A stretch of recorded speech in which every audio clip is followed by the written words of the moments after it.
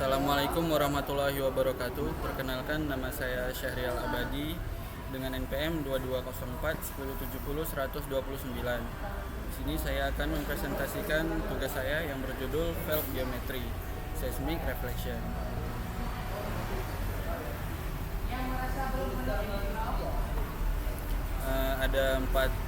Ada empat pokok pembahasan yang saya ambil di sini. Yang pertama ada teori dasar fault geometry, yang kedua ada elemen geometri dalam seismic refleksi, yang ketiga ada persamaan yang digunakan, dan yang keempat ada studi kasusnya.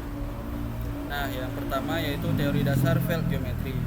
Didasarkan pada prinsip bahwa ketika gelombang seismik dihasilkan oleh sumber seperti gempa bumi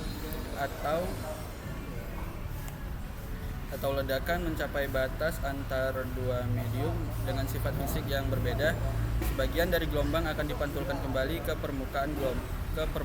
Gelombang ini kemudian dapat dideteksi oleh alat ukur seismometer. Yang kedua ada elemen geometri dalam seismic refleksi. Yang pertama ada offset, yaitu jarak horizontal antara sumber gelombang dan penerima. Offset mempengaruhi waktu perjalanan gelombang dan dapat memberikan informasi tentang kedalaman lapisan.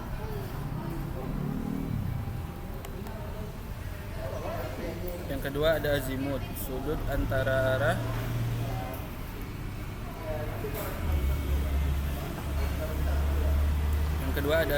sudut antara arah utara sejati dan garis yang menghubungkan sumber dengan penerima. Azimut membantu kita dalam memahami untuk interpretasi data. Yang ketiga ada depth of investigation. Kedalaman maksimum yang dapat dicapai oleh metode seismik refleksi tergantung pada frekuensi gelombang yang digunakan serta sifat material di bawah permukaannya.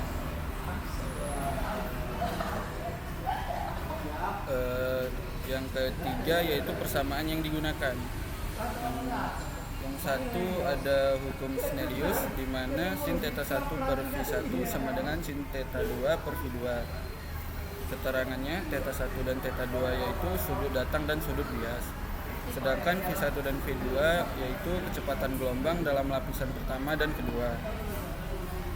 Yang kedua ada kecepatan gelombang dengan rumus V sama dengan D per T, di mana V sama dengan kecepatan gelombang dalam meter per second, D jarak yang ditempuh gelombang dalam meter, T waktu yang ditempuh gelombang dalam second.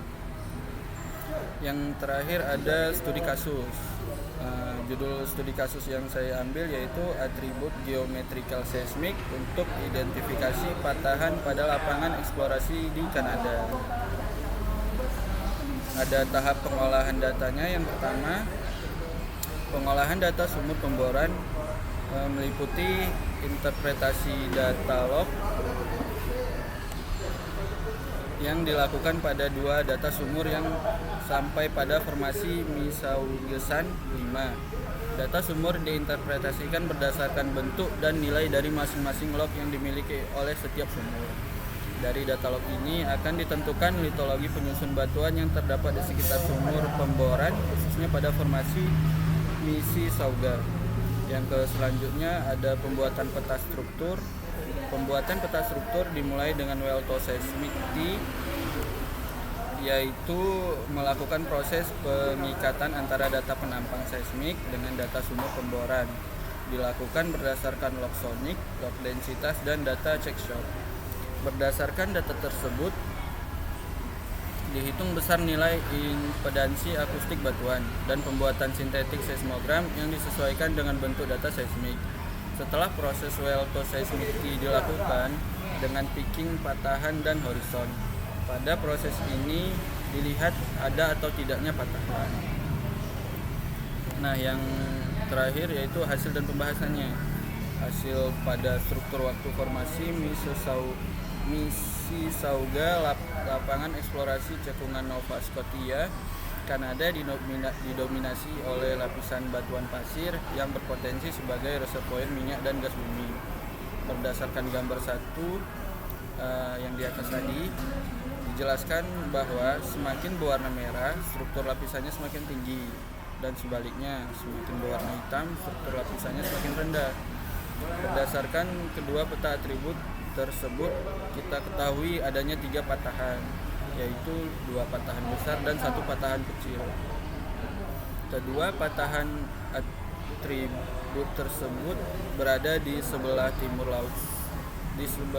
laut sumur pemboran, dan satunya lagi patahan kecil yang berada di sebelah baratnya. Ketiga patahan ini berarah dari barat laut ke tenggara. Kesimpulan dari jurnal ini yaitu berdasarkan peta struktur waktu diketahui bahwa sumur B41 berada pada daerah tinggian dan sumur L30 berada di daerah rendahan. Sedangkan berdasar pada interpretasi peta atribut diketahui adanya 3 patahan, yaitu 2 patahan besar dan 1 patahan kecil. 2 patahan besar berada di sebelah timur laut sumur pemboran dan satunya lagi patahan kecil yang berada di sebelah baratnya. Ketiga patahan ini berarah dari barat laut ke tenggara. Patahan ini diperkirakan dapat berfungsi menjadi perangkap hidrokarbon yang akan terakumulasi pada daerah sumur pemboran.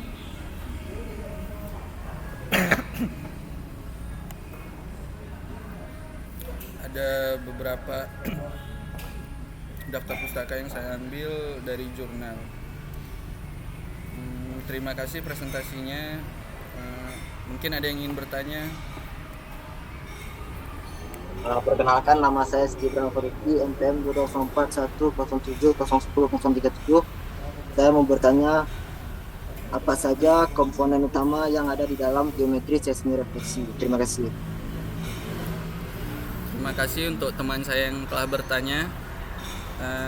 Saya akan menjawab soalnya, yaitu apa saja komponen utama dalam geometri seismik refleksi. Jawabannya ada 5 komponen utama. Yang pertama, sumber gelombang seismiknya, misalnya dinamit, vibrator, atau airgun. Yang kedua, ada penerima gelombang, yaitu geopon di darat atau hidropon di laut. Yang ketiga, susunan penerima atau array. Yang keempat, jarak antara sumber dan penerima atau offset. Yang kelima, ada konfigurasi jalur survei, yaitu data 2D, 3D, atau multi komponen.